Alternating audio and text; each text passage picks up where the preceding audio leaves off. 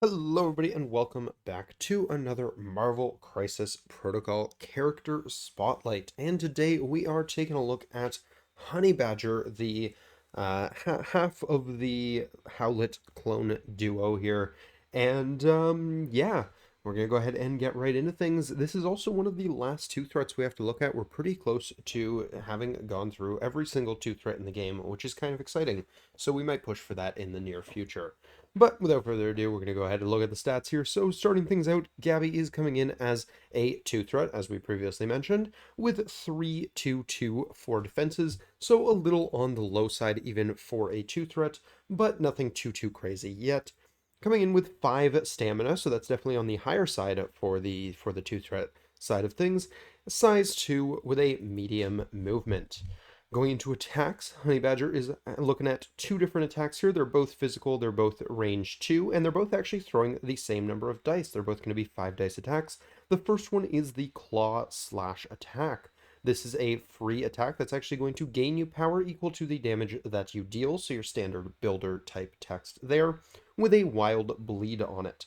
So yeah, that's a nice little extra condition to be handing out there, but already a 5 dice attack on a 2 threat, not sounding too bad. Next, we go into her Spender attack. This is a 3 cost attack that is also only throwing 5 dice, but it says if this attack deals damage after the attack is resolved, the target character gains the Slow and Bleed special conditions. It also has a Wild Elusive, where after this attack is resolved, this character may advance medium, which is a really good movement off of an elusive trigger. Most of them are only small. So, yeah, it's definitely an interesting spender. You're throwing the same amount of dice out, but you're putting out that slow condition. You've got different odds to put out the bleed depending what their defensive stats look like. And then you also have that elusive to get some mobility out of this as well. So, certainly an interesting attack. No way of throwing more dice though, so 5 dice is all you are doing, but still really solid little attack pool there for a 2 threat to start things out. Next, we have Too Dangerous to Ignore, one of my personal favorite superpowers in the game. This is a 2-cost reactive superpower that says when an enemy character within range 2 of this character targets another allied character with an attack, I just said character way too many times, this character may use this superpower.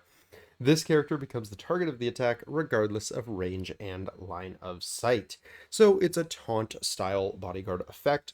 Basically, you have to be close to the enemy rather than close to the ally, and you force them to attack you instead because you are too dangerous to ignore. And yeah, these effects are really strong, and having this on a 2 threat that your opponent probably doesn't want to be wasting their attacks into feels pretty good. As someone who plays a lot of models like Hulk and things like that, Honey Badger in my face is a royal nuisance. Hulk does not want to waste a 7 dice attack on Honey Badger. He also doesn't want to waste his throw on throwing Honey Badger out of the way. Unfortunately, that's usually how things have to go for him. He has to use his throw to get Honey Badger out of his way so he can do the things he actually wants to do with his turn, or sometimes his Gamma Leap or whatever. One way or the other, Honey Badger is a problem. She needs to go whenever I'm playing those types of models, and she's great at just annoying those types of models and lowering the amount of things they can do to the rest of your team. So really good there. Definitely a powerful superpower to have. Her next superpower here is the passive power Ankle Biter. This character cannot contest, interact with, or hold objective tokens, so pretty big downside right there. Your 2 threat is not playing the scoring game whatsoever. They are still, of course, able to, try and daze your opponent's models to make them drop objectives and things like that. But unfortunately, Honey Badger cannot score you any points on her own, which is sad times for Honey Badger, but understandable. She is a 2 threat, and she's already kind of hitting above the average hitting power of a 2 threat, since most of them have a 4 dice attack as their primary and a 5 dice or more as their spender. So her having a 5 dice builder attack kind of balances that out a little bit. Next, this ankle biter rule here has another bit of text here though as well. Additionally, when an enemy character within range 1 of this character is attacked by another allied character, so not herself, the enemy character rolls 1 less defense die. This is a big deal. This is basically Incinerate without the name Incinerate on it, which is really important because that means it stacks with Incinerate.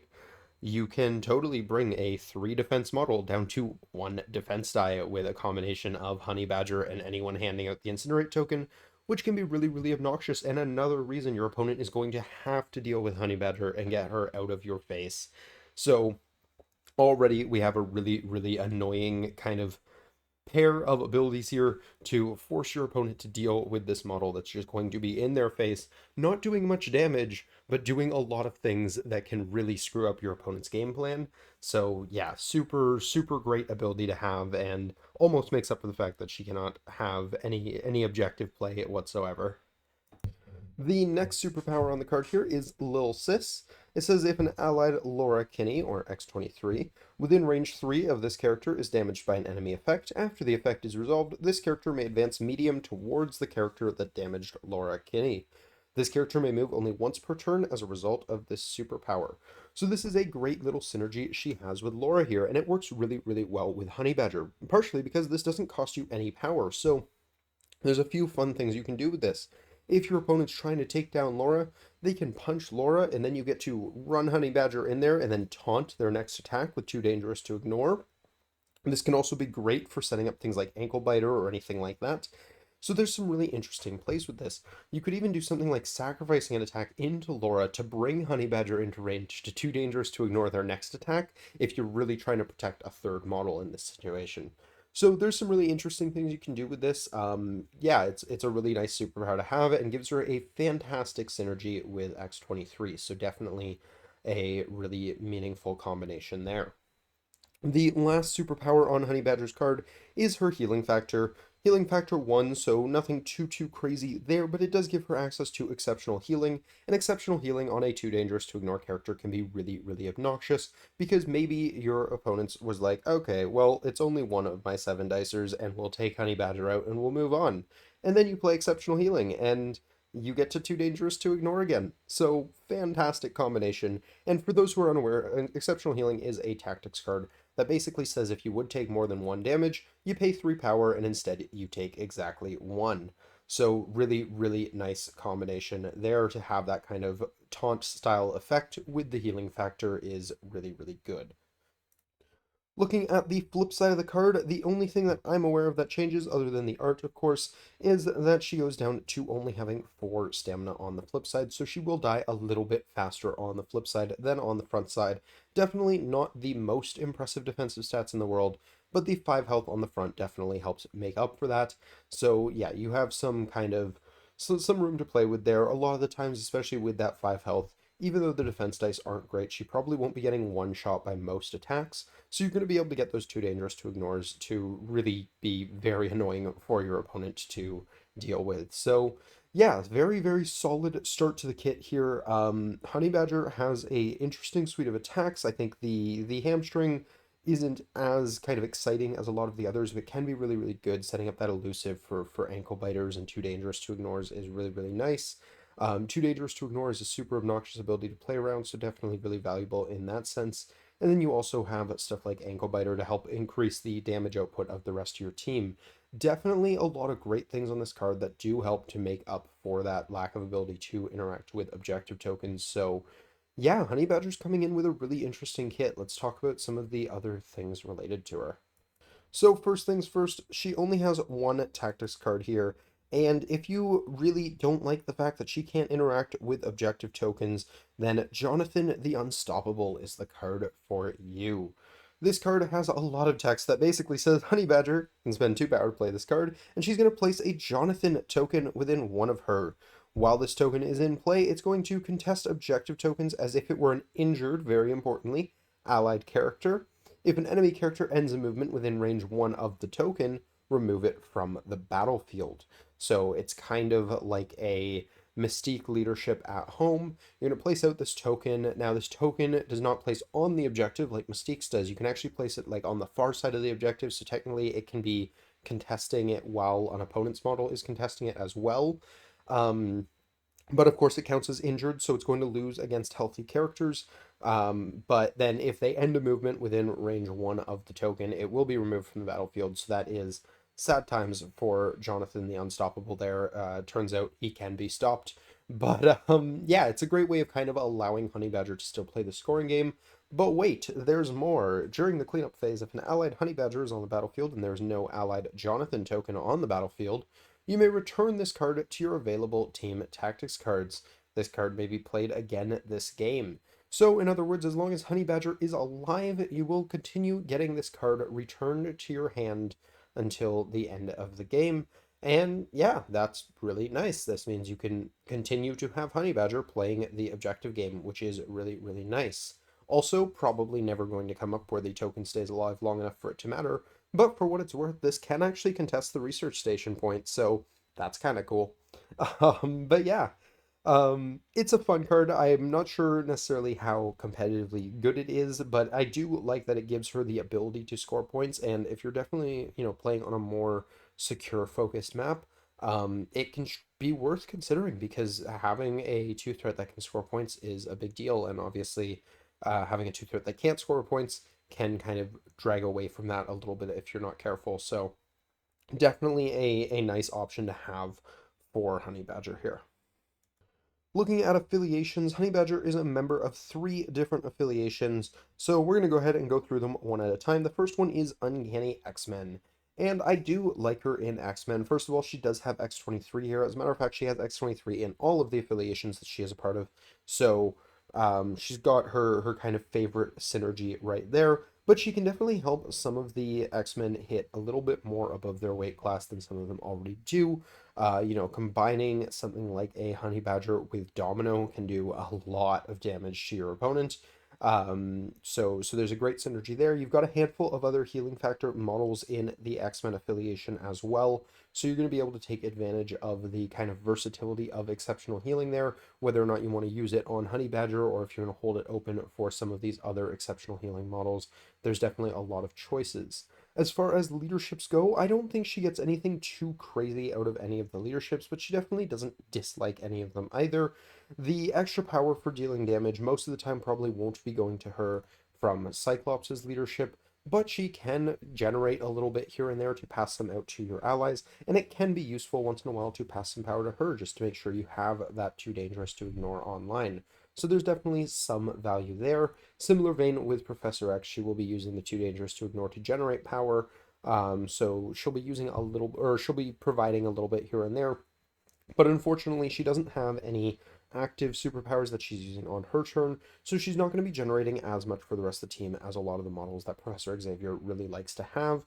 Still, I don't think she's necessarily bad there just to give you that kind of defensive option, but she doesn't really play to the leadership all that much.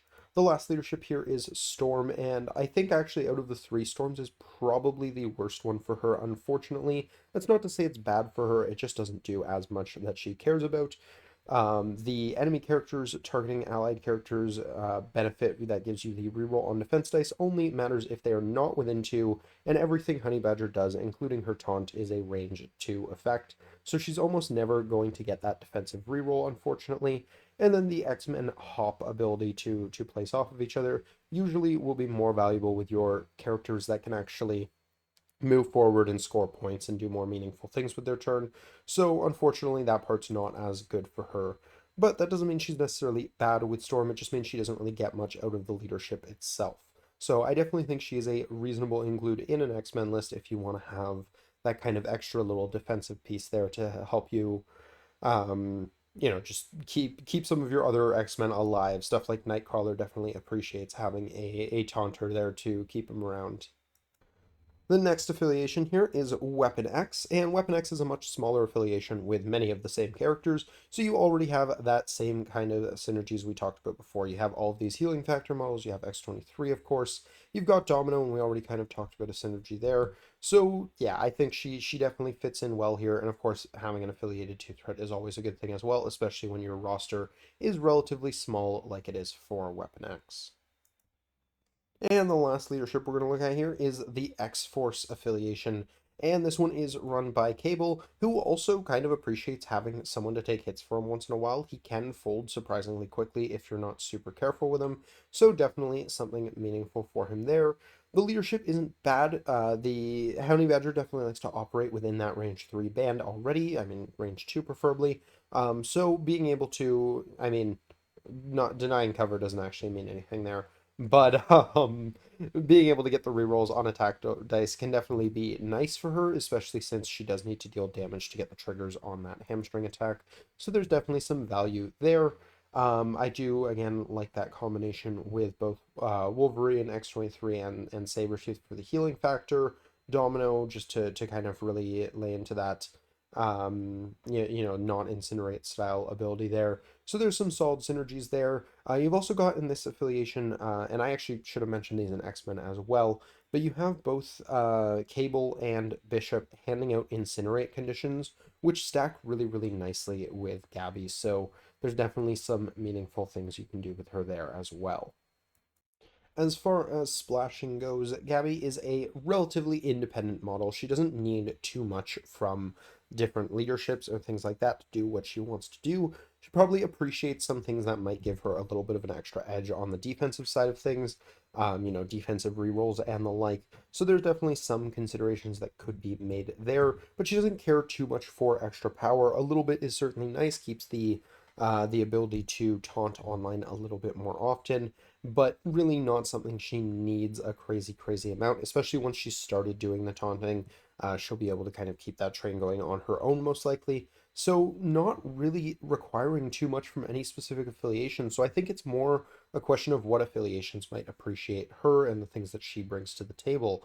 And in that regard, I think the big question is whether or not you have models that would really appreciate having that taunt model there to help keep their stuff alive, whether or not you have other models using the exceptional healing tactics card, so you can kind of have more options for that as well. I think of maybe Brotherhood as somewhere where you might be able to get some value out of that because they do have access to Sabretooth, for example. They've also got Pyro, so you get to lay on the incinerates as well. So could be really, really solid there. I do like her because she's a taunt. I've considered running her in my Avengers list with Steve 1, where I run kind of a bodyguard brick sort of deal where I'm always picking what my opponent's attacking. And another kind of nice advantage to that is that the bodyguard brick style list doesn't actually hit that hard most of the time. So having that ankle biter to reduce the opponent's defenses can be really, really nice to kind of stack with all of those kind of lower dice attacks that something like that might be swinging out. So I definitely like her there as well. I think some other things that she might be able to appreciate would be something like Midnight Suns.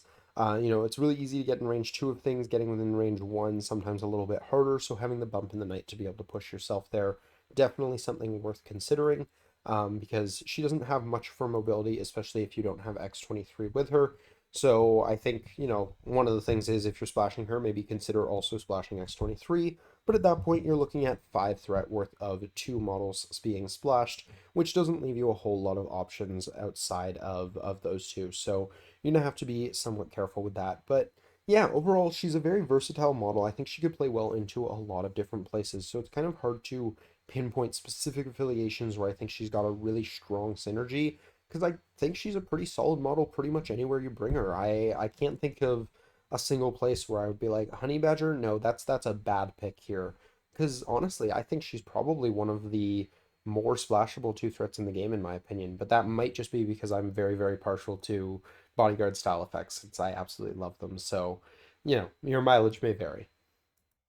So yeah, looking at Honey Badger again, I think what we're looking at here is a really obnoxious model that you can throw at your opponent's face and they have to deal with her one way or the other, whether it's because you're using too dangerous to ignore or because the ankle biter is just causing them a lot of problems. She is a model that your opponent will have to play around at some point in the game, especially if you've brought X-23 with her as a way of kind of saying, well, if you want to try and deal with X-23, you definitely have to deal with Honey Badger.